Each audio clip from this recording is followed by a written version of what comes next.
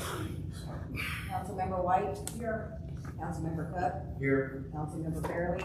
Here. Councilmember Osborne. Here. Councilmember Thomas. Here. Make a motion to approve the agenda. I'll second. So we have a motion and a second. Any discussion?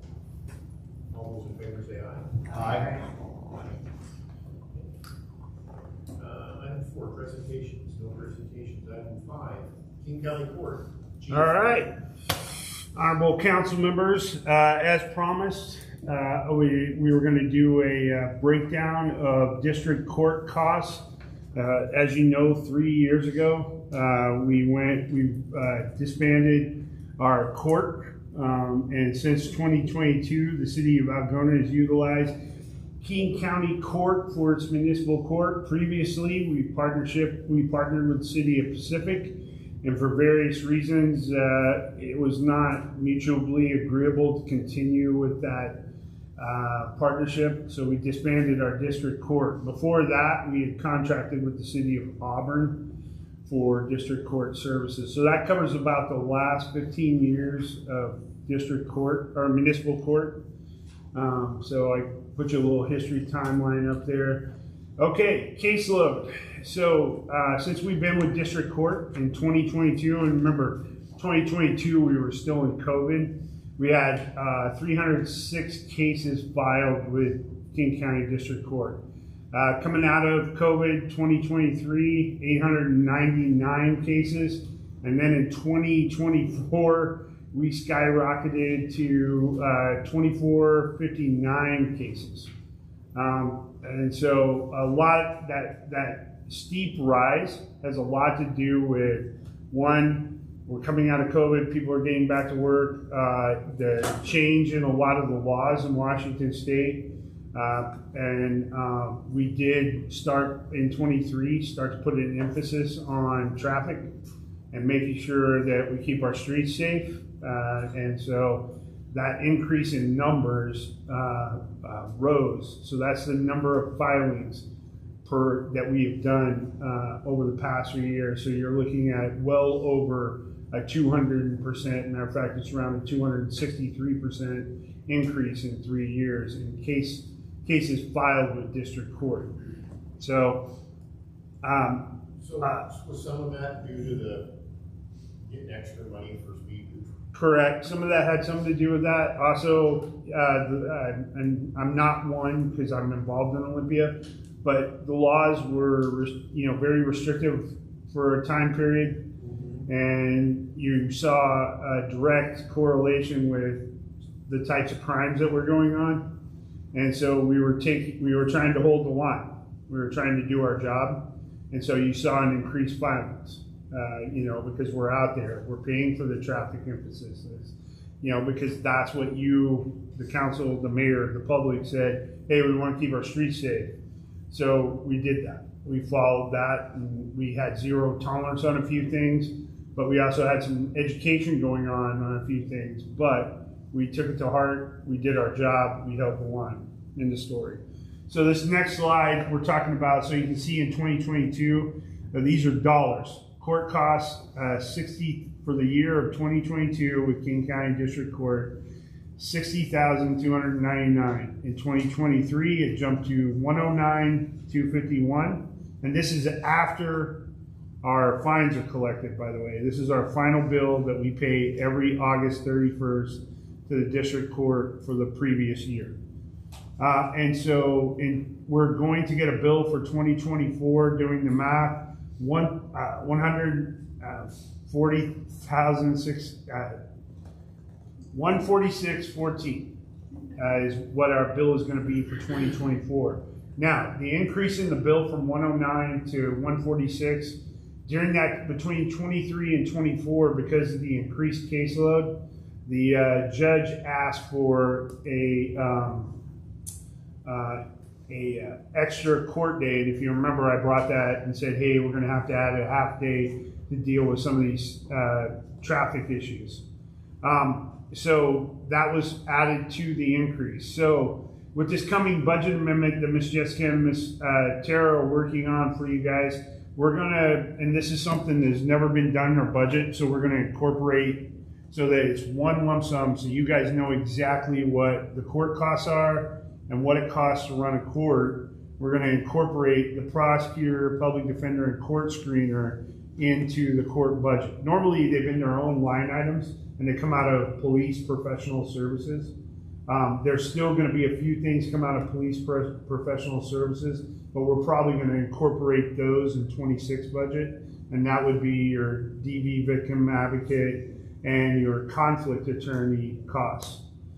So for the benefit, conflict attorney is when either the public defender or the prosecutor, hey, I've either prosecuted this or defended this person in another jurisdiction, or I've prosecuted this person in another jurisdiction. I have a conflict, so we have to hire a conflict attorney. We have a negotiated rate with 3 law firms, and so those costs are still going to come out of professional services, and probably until we present you guys with the 2026 budget. But we have fixed costs. They've remained pretty static with the screener, the public defender, and the prosecutor. Jessica and Tara put together a higher number of 65,000. It comes in a little bit under that each year, but for planning purposes, we wanted to go high. Is that accurate from your standpoint, Ms. Jessica? Yes. Okay. So that's going to be incorporated in this next budget amendment, so we get a more truer cost of total court. New costs, as we've discussed in the previous couple council meetings, the King County District Court has decided, hey, we want to charge for probation services. I don't have a number for you because it's still up in the air because we're debating. And just so you know, we share district court with 32 other jurisdictions. It will be 31 at the end of the year because Auburn's leaving. They've opted out because of the increased cost with probation, and they've decided to go back to running their own municipal court. And they're going to go down that road for the end of the year. Yes, sir. So how did they find out what their costs were then? Same way I did. Every month we get a spreadsheet. I mean, for probationers. I don't think they've come up. I think they have a ballpark number like I do, Okay. based on caseload and based off what they want to charge for probation services and based off past history of cases that went to probation. I don't think they have. I think they have a ballpark number. And I don't want to give you a ballpark number on that because, quite frankly, I think there's some politics involved. The court, like I told you last council meeting, the court doesn't want to take this to the county council for final approval. I do know that some county council members, including ours, have sent out questionnaires about our concerns about this court contract. And I personally think that if this goes to the county council, this may get axed. So that's my judgment of the political landscape. I do know the city of Bellevue, who's also a contract city, for the courts, is asking that it be scrutinized through the county council. So just food for thought as we move forward for this, but that's, So I'm sorry. go ahead. So this 146,415, that's the bill we're going to get, For 2024, that's correct. and that's in your budget right now. Correct. So this budget amendment is for the extra day. No, the budget amendment, so the extra days in my budget as well, that's included in that 146. The budget amendment that's coming forward is going to it's just reallocating. So right now, prosecutor, public defender, all come out of the police budget under professional services. Jessica, Tara, and I have all discussed this, and for us to have a true, hey, these are actually court costs. So they're going to have to be taken from professional services and drop down into the court, which is a separate section of the city's budget. It's not the police budget. I manage it, but it's a separate section of the budget. Does that make sense? Yeah, that's moving forward, right? Right. That's what this budget amendment's going to do. But it's not a transfer, it's an addition, it's not an addition of funds. Correct. It's a transfer. Correct. So basically, what are you reducing to move this money over? I'm sorry, what was What that? are we reducing for the 65,000? We're not reducing anything. I'm going to talk about, that thing's going weird. But if you look at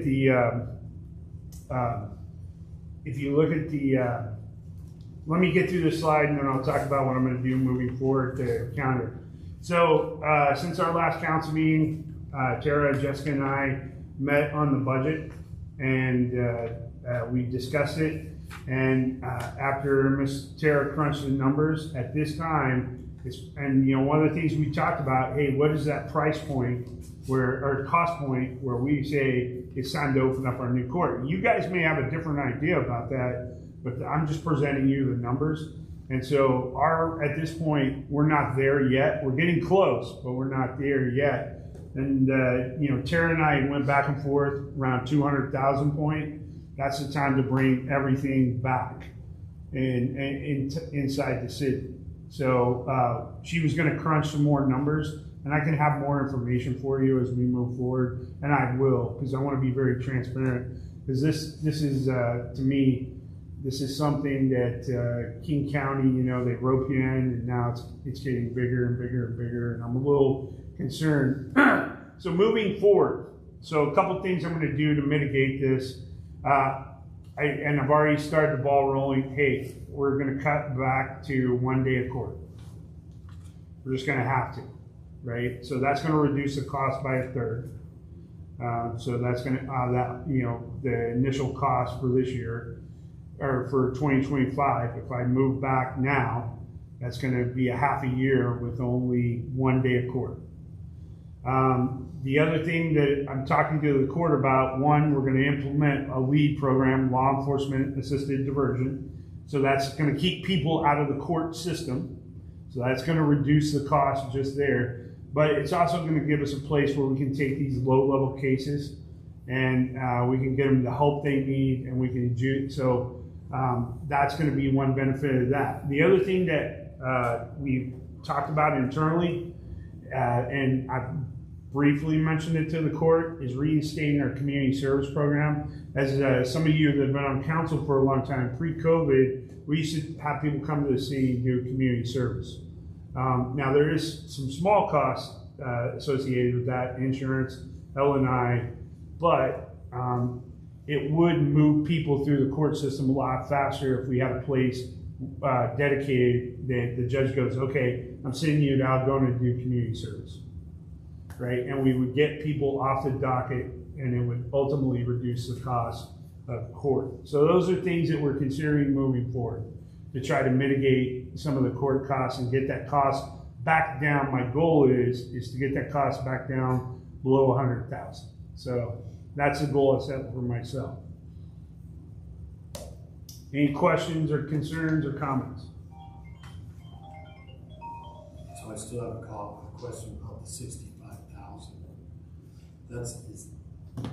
That's already in the budget now. It's in the budget now, but you're moving it from where? Professional services in the police department. Okay, so you're reducing your professional services. Correct. To cover that. Okay. Just to be clear though, we will need to increase the court costs for that 40,000 difference in the rise of the court costs.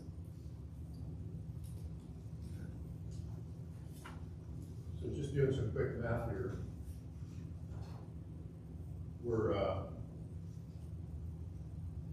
in 2024, we had 2,459 cases, and it cost us $146,000. It's like $60 a case, which is way different than 2022, where it was $195 a case. So was that the cost we were paying in 22? So it's cost set 65,000 and we didn't use it, and that's why. No, so the factor there is how much fines are taken in at the end of the year. So they keep so we don't get our fines here. What they do is they keep our fines in an account for us at the court, and at the end of the year they true up. So in December, the second, toward the latter part of December, they say, here's how many fines we took, and Jessica gets a monthly tally of how much revenue has come in on the court side. It will have the defendant's name and case number, but those funds don't actually come back to the city. They stay with the district court, and then in December, they say, okay, X amount of fines were collected. Your total bill for your FTE and your judge and your facilities is this.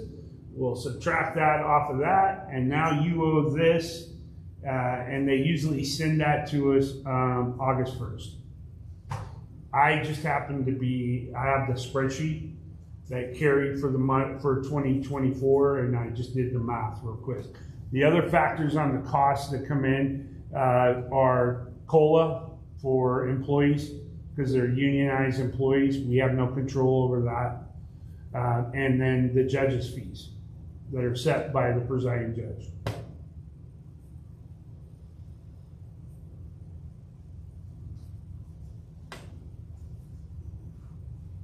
So Councilman Cook brought up a good point. Now that officer who was not ticket's gonna go down. They need less court time. Well, you'll see our call volume is down in the regular council meeting. I have my report, and you'll see that the traffic stops are down. Makes me kinda sad. Now, as we make our way through budget, if you say, hey, we need to do something different with court, I'm not married to district court. I just want to give you guys the facts so you can make the most informed decision when it comes to budget time. Pure and simple. So you say that the time to cut? No, I don't think, 200,000. yeah, we get down to, hey, we're gonna have to find some money here. Chief, you're gonna have to do something else with court, and I'll start looking. That's the. I'm good. That's the number that you Right. think when we get that high, then we need to think about something So different. you figure a judge is probably gonna be around, what did we talk about last council meeting? I've got it written down. I think it was $500 an hour, right? So that's gonna be about $100,000 a year just for a judge's salary. You're gonna need some kind of court staff, administrator. The officers can do the security, so that's not a big cost. But you're gonna need some facility upgrades. You're gonna need some kind of staff, when you say, Jessica, to administer the court, and so, that's probably with benefits, a part-time FTE. What do you think, Jessica, 75, 80? Yeah. So right around the 200,000, and then you've got to worry about probation services, and that's why I would really like the idea of community service, getting that going again. That's a double benefit. We can get them out here cleaning up the streets, being a force multiplier for the city, giving them an opportunity to work in their, here versus somewhere else. So When you do that, have them on the street, do you have to have a police officer with them? not a police officer, we just have to train somebody. He's not here tonight, but John and I had a couple of preliminary conversations about training one of his employees to supervise them. That way we're not taking work away from Public Works. We're creating work away so we don't create a contract issue.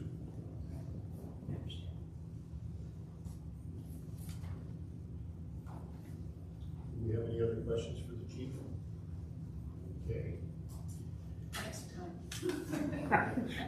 Well, thank you. Since audience participation, the city council encourages public participation during meetings of the city council and welcomes your comment. This time is set aside for you to speak to city council on any issue. The council ordinarily takes non-agenda matters under advisement before taking action. You're also invited to comment on action items as they are considered during the meeting. Individual speakers will be limited to 3 minutes each when addressing the city council. When addressing council, please speak. I have a question. Okay, Jessica Parker, 134 8th Avenue North. It's actually for you, Chief. I don't know. You had said that Auburn is choosing to do their own district court. So is that like the city of Auburn would have their own district court independently of King County? Correct. They'd have their, Washington state law allows each municipality above their, 1,500 to have their own municipal court. And so Auburn, instead of trying to continue on with King County District Court, they've opted to opt out of the agreement and do their own municipal court. Their council voted on it last month, to move away from King County District Court. And them pulling out hurts us, because now if we're in the King County Court, now we have to shoulder the weight that they're no longer carrying, because they can So- opt out. So that's a question I have not got an answer to, because looking at actually, I'll just pull it up. Looking at if I can access my email, looking at the distribution, Auburn was 30% of King County District Court's work. King County itself was like 27%. So the lion's share of court for District Court was done through Auburn. So that's a very good question that I haven't got an answer to. So, I definitely am curious about that. How's that look for the rest of us when Auburn, who had such a lion's share of the court costs? So,